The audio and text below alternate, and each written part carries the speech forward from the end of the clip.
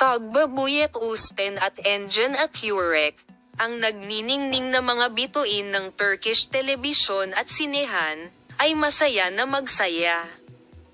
Isang mahirap na panahon ang umaalis. Ang mahaba at mahirap na proseso ng paggamot ni Engin Akurek, na nagsimula sa diagnosis ng laryngeal cancer, sa wakas ay umabot sa isang masayang pagtatapos. Ang sikat na aktor na si Ins ay natural na nakalabas sa ospital at muling nakasama ang kanyang tahanan at pamilya. Ang mahalagang kaganapang ito ay nagpasaya rin sa mga tagahanga ng mag-asawa. Narito ang mga emosyonal na pahayag mula kay Tagbabuyek Usten at ang mga detalye ng masayang araw na ito.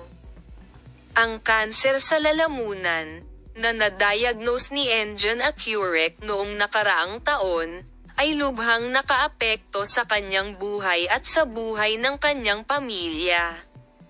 Ang sikat na aktor ay lumaban ng may matinding determinasyon sa panahon ng libreng proseso.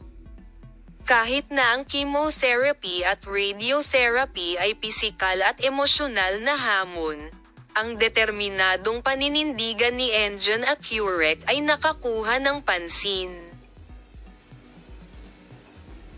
Pinahanga ni Tagbabuyek Usten ang kanyang asawa sa kanyang suporta sa prosesong ito.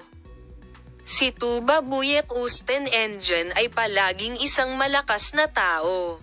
Takot na takot kami noong una. Pero ang fighting spirit ni Engin ang tumulong sa amin na malampasan ang lahat.